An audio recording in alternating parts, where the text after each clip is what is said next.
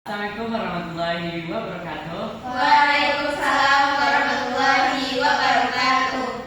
Baiklah, selamat siang teman-teman semuanya. Semoga teman-teman dalam keadaan sehat dan juga ceria tentunya. Teman-teman tahu nggak kita mau ngapain hari ini? Simulasi, Pak. Nah, benar, simulasi. Teman-teman tahu nggak apa itu simulasi? Simulasi itu adalah reka adegan atau kita melakukan suatu bencana atau apapun itu, jadi kita akan mempraktekkan langsung gitu, Pak. Oke. Ada yang tahu lagi apa itu simulasi? Ya. Sama seperti kita tadi mempraktekkan bagaimana kita melakukan langkah utama dalam menghadapi bencana, Pak. Nah, benar banget. Simulasi adalah praktik terhadap suatu bencana yang akan kita alami nantinya. Itu bagaimana kewaspadaan kita menangani itu supaya tidak terjadinya korban jiwa yang terlalu banyak. Nah, di sini kita akan simulasi tentang kebakaran. Pasti teman-teman tahu kan sekarang itu banyak banget maraknya kebakaran apalagi di gedung-gedung besar. Nah, cara-cara simulasi itu penting sangat teman-teman terapkan. Yang pertama itu kita jangan panik. Kita tetap tenang dan jangan panik, tetap waspada tentang api. Dan yang langkah yang kedua itu kita harus ada lihat di sekeliling kita apakah ada alarm dan juga apa. Itu untuk alarmnya sudah ada di sini dan juga alarm juga sudah ada. Serta yang kedua kita cek pemadam kebakaran. Itu kita telepon, kita hubungi supaya cepat ke tempat kita. Dan yang ketiga kita cari jalur pintu keluar kita. Kita periksa di seluruh ruangan apakah ruangan pintu ada pintu, jika ada pintu dua kita cek dulu dengan punggung tangan apakah panas atau tidak. Jika tidak panas, kita langsung keluar melalui pintu yang ada di sini.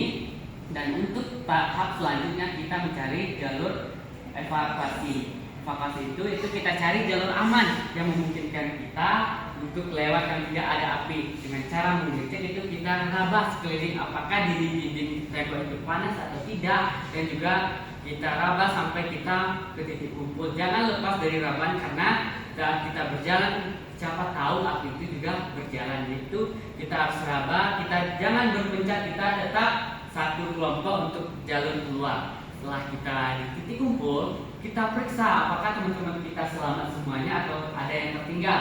Nah, setelah kita masuk itu jangan lupa periksa teman apakah ada yang batuk ataupun pusing. Kita periksa.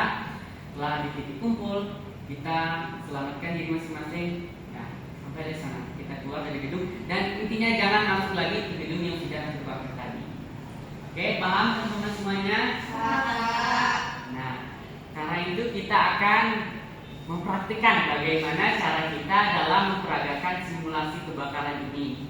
Bapak harap teman-teman bisa berpartisipasi bagaimana seolah-olah kita terjadi kebakaran. Nah, adapun berbagai peran itu kita bagi aja peran-peran masing-masing. Ada Suci dan juga Luda dan juga Kia, juga Sally dan juga saya akan masuk ke dalam pembinaan teman-teman dalam simulasi ini. Bagaimana cara kita menangani dan tetap satu suara dan patuhi aturan dan arahan dari satu orang teman kita. Oke? Baik, Pak. Nah, baik. Di sini kita atur tempat duduk terlebih dahulu. Boleh kita atur tempat duduk. Oke.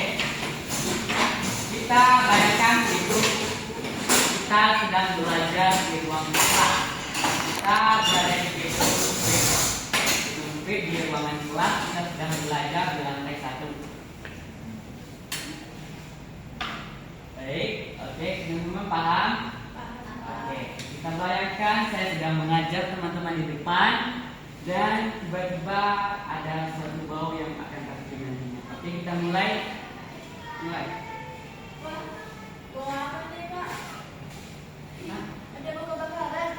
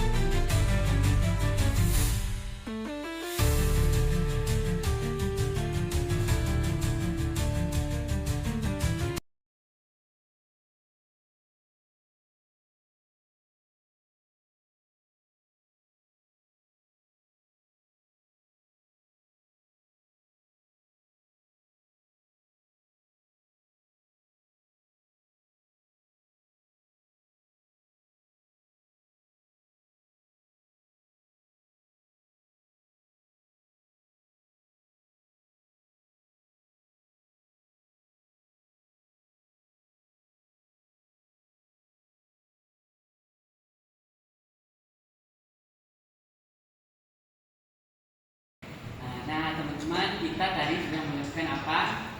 Simulasi Pak. Tentang kebakaran. Nah, dari kita simulasi tadi, apa yang teman-teman rasakan atau yang dapat kita ambil dari pengalaman tadi? Kalau misalnya ada kebakaran, jangan panik Pak. Terus tetap lihat di sekitar atau teman-teman agar bisa kembali bersama-sama Pak, tidak tertinggal. Setelah kita keluar dari bangunan kebakaran, kita berkumpul di titik kumpul yang ditentukan Pak. Ada lagi? Jika ada alarm atau apa gunakan itu Pak. Kita harus sadar dan bisa bertahan dengan situasi kebakaran tersebut. Nah, benar banget. Bahasanya intinya jangan panik seperti yang bilang teman kita, jangan panik dan lihat sekitar apakah ada alarm atau apa bisa kita gunakan untuk antisipasi dan penyelamatan kita bagi orang yang di luar gedung bisa menyelamatkan kita.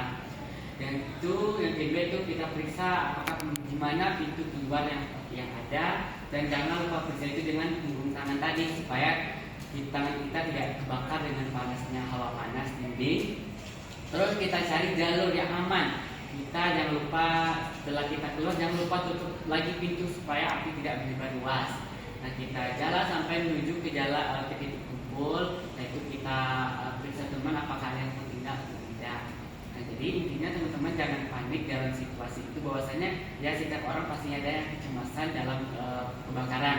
Apalagi nyawa yang ditaruhannya. Jadi teman-teman pokoknya jangan panik. Pokok supaya dengan apa aturan ataupun satu suara dari pemandu di suatu ruangan nantinya kalau ada kebakaran, jangan panik, berusaha untuk evakuasi api terlebih dahulu. Jika tidak memungkinkan api itu besar, kita cari jalur evakuasi.